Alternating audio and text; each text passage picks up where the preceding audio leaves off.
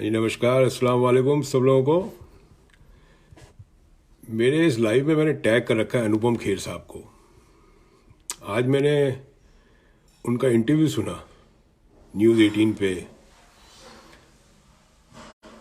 आप लोगों ने नहीं सुना होगा। अमीश साहब के साथ ये आपस में बैठ के जुगलबंदी कर रहे हैं। मेरे कुछ सवाल हैं अनुपम साहब से। आपके टिकटॉक के वीडियो कई बार हमारे पास भी आ जाते हैं। अच्छा है, आप लोगों को हंसाते हैं। वैसे भी कॉमेडी में आप अच्छे ही रहते थे। विलेन में तो एक ही रोल किया था आपने, डॉक्टर डैंग का, कर्मा पिक्चर में, आपको याद होगा। मैंने देखी थी, मैं 8वीं या 9वीं कक्षा में हूँगा जब। अनुपम खेर साहब, मैं अमेरिका में रहता हूँ पिछले 20 साल से। आपने कुछ उसमें चीज़ें कही थी अपने आपके जो इंटरव्यू में, उसी के बिहाफ में मैं कुछ आपसे सवाल करना चाहता हूँ। सबसे पहले तो मुझे ये बात बताइए, तो कश्मीरों पंडितों का क्या हुआ जिनकी आप आवाज़ उठा रहे थे इतनी? पहले तो ये बता दीजिए। आज तक उनका तो कुछ हुआ नहीं। वो एक फेज़ आया, एक उबाल आया और फट करके नीचे चले गया। ठीक है। दूसरा, आप मुझे बताइए कि आपका यहाँ पे एक सीरियल आता है एम्स्टरडैम करके, जिसकी कोई टीआरपी भी नहीं है, कोई देखता भी नहीं है उसको। ठीक है। और आप ये बोले अपने इंटरव्यू में कि आपने अमेरिका में कई लोगों से बात करी, अपने दोस्त से। उसने कहा कि जो कोरोना वायरस जिस तरह से इंडिया हैंडल कर रहा है बहुत ही काबिल तारीफ है। आप लोग नेशनल मीडिया में बैठ के झूठ बोल रहे हैं लोगों के साथ। आपको ये बोलना नहीं आया कि वहाँ पे इंडिया में टेस्ट नहीं हो रहे, अमेरिका में ज़्यादा टेस्ट हो रहे हैं। आपने कोरोना वायरस को एक जोड़ने का जिसने काम किया था, जिसने कोरोना जिहाद का वर्ड का आविष्कार किया है, वो आपका इंटरव्यू ले रहा था। आपने उससे ये नहीं बोला कि तूने कोरोना जिहाद कैसे बोला। अमेरिका में 30,000 लोग मर चुके हैं। यहाँ पे भी किसी ईसाई जमात ने मारा है क्या? किसी ईसाई जमात ने मारा है यहाँ पे? कौन है, किसने मारा है? आप लोगों ने उसको कोरोना जिहाद का नाम दे दिया। ठीक है। देखिए अनुपम खेर साहब, चापलूसी एक वक्त तक अच्छी लगती है। एक डबल रोटी में भी ज़्यादा मक्खन लगा देते हैं ना, तो अच्छा नहीं लगता। उसमें मक्खन जितना लगाना चाहे ना उतना ही लगाना चाहिए। आपका क्या, मक्खन बहुत ज़्यादा लगाते हो आप। अब आपके पीछे, इसके पीछे क्या मंशा है मुझे नहीं पता। आपको आगे जाके राज्यसभा की टिकट चाहिए, क्या नहीं चाहिए। आपकी बेगम साहब हैं चंडीगढ़ की मेंबर ऑफ पार्लियामेंट, सबको पता है।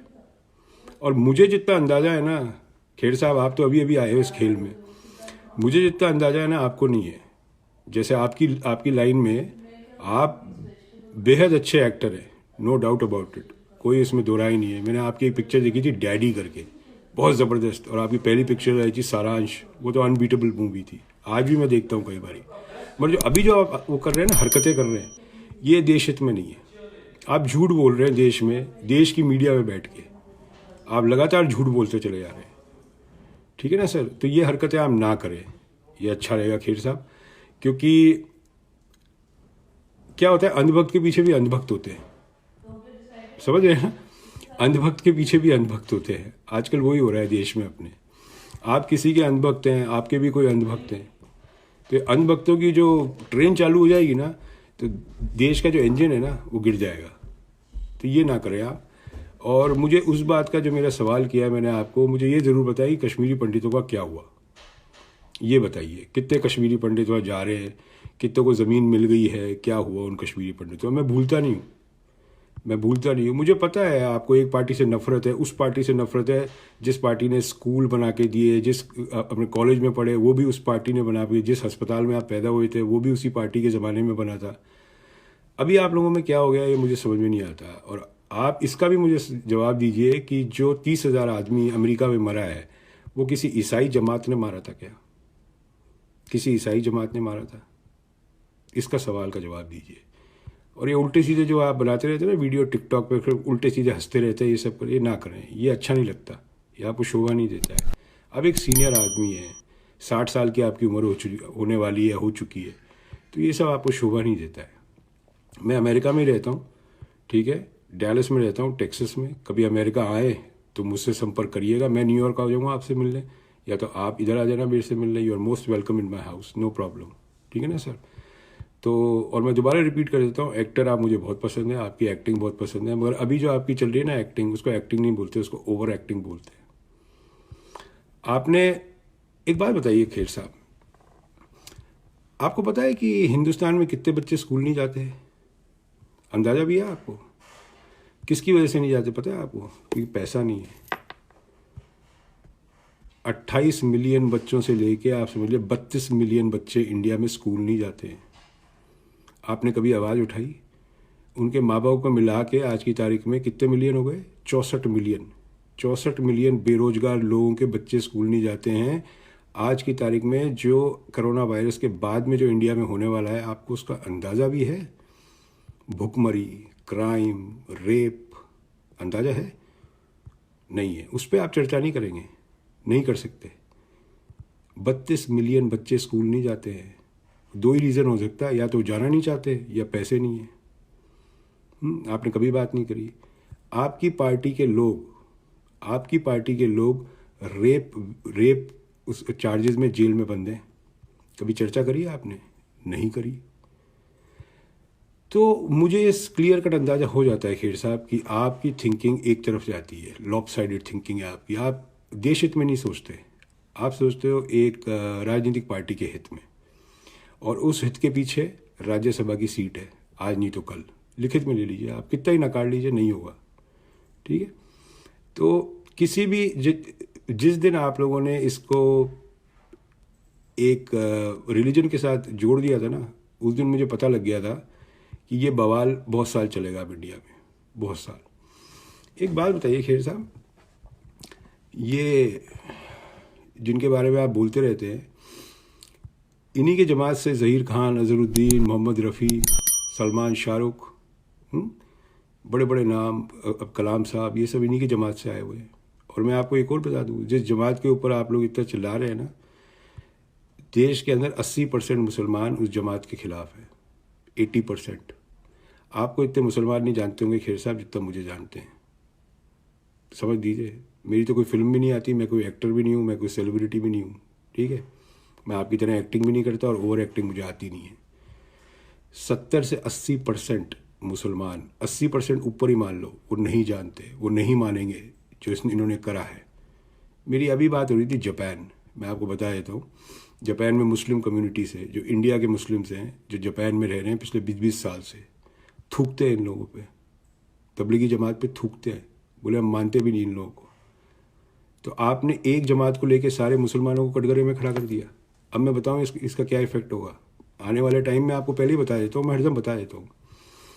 जब स्कूल खुलेंगे ना, छोटे बच्चे, क्योंकि आपने उनके जहन में डाल दिया है, एक छोटा बच्चा एक छोटे बच्चे को बोलेगा तो जमाती है। आप सोच रहे हैं किस तरह का माहौल क्रिएट कर रहे हैं आप? आपकी खुद की इंडस्ट्री में ये हाल होगा, आपकी खुद की इंडस्ट्री में हाल होगा। तो ये छोटे मोटे सवाल है, कभी आप तो बड़े लोग हैं, कभी समय मिले तो बता देना मुझसे संपर्क कर सकते हैं आप। ठीक है? और दूसरा, अमीश भाई, आप तो यार अमेरिका के प्रेसिडेंट से भी बहुत बड़े आदमी है भाई। 5 मिनट का टाइम मांगा है आपसे मैंने यार, और क्या मांग लिया? देखो, मैं किसी के पीछे पड़ जाता हूँ ना अमीश भाई, तो मैं छोड़ता नहीं जब तक काम ख़त्म नहीं होता। 5 मिनट का आप टाइम दे दो मुझे, मैं आप ही के स्टूडियो में बैठ के, आप ही की स्क्रीन पे आपकी धज्जियाँ उड़ा दूंगा 5 मिनट में। और एक काम करो, अगर आपको 5 मिनट नहीं देने हैं तो मुझे आपका एयर टाइम चार्जेस बता दो, 1 मिनट का आप क्या चार्ज करोगे। मैं आपको पैसे देने के लिए तैयार हूँ 5 मिनट के। आपके चैनल को 5 मिनट के पैसे देने के लिए मैं तैयार हूँ। मैं 5 मिनट आपके चैनल पे आऊँगा, आप और मैं सिर्फ।